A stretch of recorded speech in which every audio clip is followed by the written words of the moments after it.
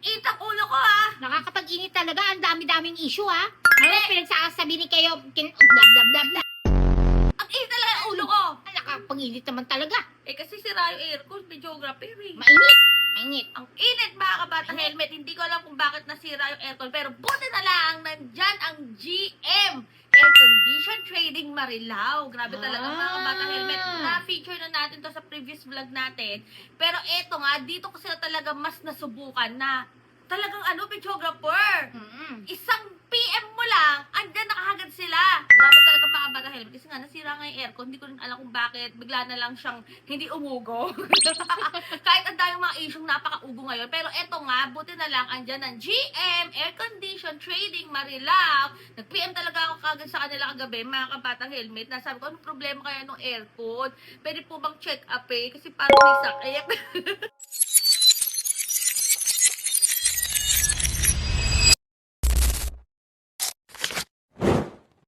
Kaya ayan, nagpunta po dito sila Sir Tantan and si Sir Brian, videographer. Yung mga nag-check din nung previous, yung mga naglinis din. Pero grabe talaga, mega love shoutout po sa lahat ng management, sa lahat ng owners ng GM Air Condition Trading Marilao. Dahil talaga subok na subok sila mga kabatang helmet. Hindi po yun. Fully book sila, videographer. Pero talaga sisiguraduhin nila na kayang maisingit pa sa full sked nila yung concern mo, lalo na yung mga ganitong mga biglang aberya, yung mga emergency ng mga aircon nyo. So, ano pa hinihintay yung mga bata helmet? Hindi lang sila for cleaning, nag-i-install din sila at nag-check up ng mga sirang aircon. Akala ko Diba? sirang. Ako, mag-follow na kayo and mag-PM na kayo sa kanila, lalo na ngayon, ang daming mga bogus, ang daming mga scammer, Ay, ha? sinabi mo pa. Ingat-ingat kayo dyan, mga batang helmet. Huwag kayo basta-basta nagtitiwala. Kaya ako, tiwala ako sa GM Air Condition Trading Marilao dahil alam ko, babalik at babalik sila. Hindi nila itataas yung mga pyesa at talagang gagawin ng matino. Hindi yung lalo pang sisirain. Grabe daw ka, Pep? Oo, yun yung mga hindi nakalock ang profile. Oo. Kasi yung iba Pinalak ang dyan. ganun? Oo, yung iba kasi dyan, no, sabi gagawin, pero lalong sinira at nagnenok pa. Pero ayan, nako, mega love shoutout talaga sa GM Air Condition Trading Marilao. Maraming salamat po. Eh, sa susunod na pagbalik nila mga batang helmet ni Sir Brian at ni Sir Tantan, makapag-video na tayo. Promise yan. Ay, ito nga, isa pa, iinit na naman ang ulo ko rito. Joga para, wala na talagang magawang matino yung mga nilalang. Bakit kaya? Ewan ko sa kanila. Nagtatrabaho naman si Mayora. Kaya nga, Bakit kaya? hindi ko rin alam. Pero ito, mga batang helmet. Kayo, alam nyo? Ayan yung bago na namang lumalaganap. Sabi nila, yung si Mayor Leni Robredo, buti pa daw at pinuri si PBBM. Eh, bakit daw nung mga panahon ni Duterte, parang hindi naman daw pinuri ni Mayor Leni. Ano to, kung saan lang daw may mahihita? Oy, teka lang!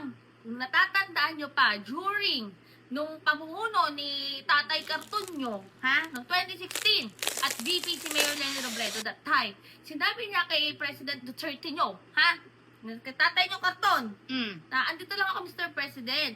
Kung may papagawa po kayo, di ba? Tutulong po ako. Kaya nga naiatas kay Mayor Leni Robredo yung regarding videographer dun sa war on drugs. Yung sa war on drugs. Oh, yun nga, yung sa war on drugs nga. Na, yun nga, yung sa mga, ano ba yung nangyari doon, di ba? O, ayun na nga. Nung nanghingi na ng folder, si Mayor Leni Robredo, regarding nga sa listahan ng mga involved na tao, tinanggal na kagad siya. Bakit? Via text. Bakit? Sinabi, huwag na daw siyang pumasok, videographer. O, di ba? Yan ba ang hindi sinusuportahan ng Tatay Cartonio ng mga panahon na yun? Eh, mismo sila nga ang nagtanggal kay Mayor Leni Robredo nung nanghingi lang naman ng listahan sa folder, di ba? Oh. Ano bang mali doon sa listahan na yon? Kaya, Sino yung mga Yung mga pangalan na involved. Eh, Oo. ayun na nga. Tinanggal si Mayor allergic Leni. sila? Tinanggal si Mayor Leni Robredo. Pero ayan nga, in-inform din si Mayor Leni Robredo na wag na daw umattend ng cabinet meeting. Via text pa rin yan. Bakit kaya? Ba't hindi na lang sabihin ng harapan, di ba? Asan ang respeto doon? Pinadaan mo via text, piniem lang, tinext lang. Kailangan bang respetuhin? Aba, dapat lang. VP yun eh. Oh, Wala eh.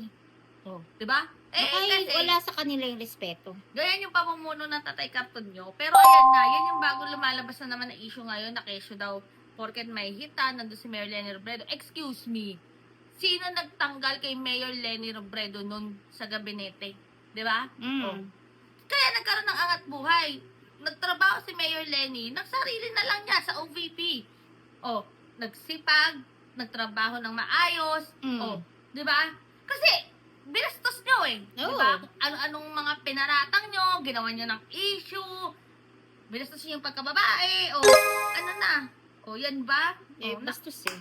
Wala eh. O, Wala akong ayan. magagawa sa bastos. O, kaya mga papalaganap din yan, mana-mana lang. Bastos din. Sa mga kabastusan. O, ayan na, comment nyo. Kung ano masabi niya mga bata helmet, nanggigigil talaga ako dahil yung aircon nga. Diyos ko, sira na. Buti na lang, nandiyan ang GM, air condition training Marilao at naagapan kagad yung pagkasira ng aircon. Pero talaga, naku, naiinis talaga ako sa mga lumalaganap na naman na issue. Pero maraming salamat sa lahat po ng mga nagko-comment. Talaga nga araw-araw natin na pagdedebunk ng mga fake news. Basta stay happy, stay healthy, and stay safe tayo as always. Nako, mga bata helmet. Basta see you sa next vlog. Ako po si BH. Ako po si Big Geographer. O, basta, see you later. Baka, Lenny pa din. Oh!